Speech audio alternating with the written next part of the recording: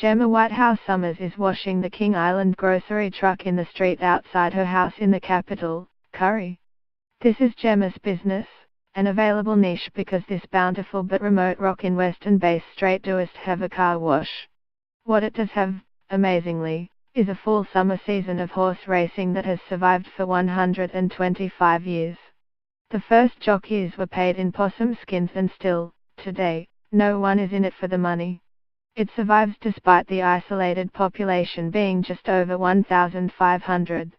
It survives on a love of horses and the innate knowledge that volunteerism is essential here for cultural life. At day's end, Gemma and her daughter Geordie head for the wave-smashed British Admiral Beach to gallop and swim her 2 Clerk of the Course mounts. The first race meeting of 7 over summer is just 4 days away and Gemma, Jazz and Mouse have a role to play. 2-meter waves hammer the shore as 9-year-old Geordie hammers along the sand in the saddle. It's a freedom and raw beauty that can be found all along the island's 93 kilometers coastline. Afterwards, the horses are set loose to roll in the sand and rinse in the shore break. It's a horsey kind of heaven. It's got to be one of the best places in the world to have horses. We move them around, from backyards in town to a farm. There's always grass here, Gemma says. At the southern extreme of the island, Peter Bowling pulls the very first King Island Cup off the shelf. Engraved is the bowling name and the year 1892. A horse racing club formed just 4 years after the first land was taken up by settlers.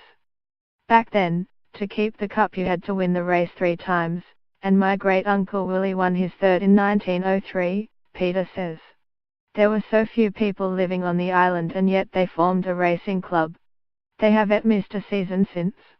Peter's family was the first to take up land on the island in 1888. Horses were essential to survival.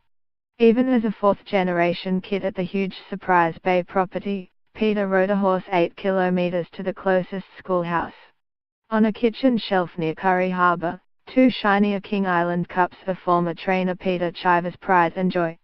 He has also volunteered as steward, vice president, secretary and more for the racing club. He arrived in 1958 to be a printer for King Island's newspaper, and like so many has worked numerous jobs to afford the luxury of life on King Island. He is now a retiree, and the island's funeral director. When asked if he was the local undertaker, he immediately said, "Why? Are you not feeling very well?"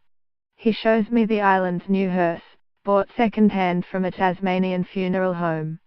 He is hopeful the old one might sell to a local King Island surfer to save shipping it off the island. The planes have enclosed cargo holds so you don't even know there is a deceased on board. It can sometimes be hard to be a funeral director who knows everyone. Peter also fears the day might soon come when King Island racing could die. Go back 30 years and every kid had a pony here. Those young people aren't here. And it's only licensed riders, so it gets harder to make it happen.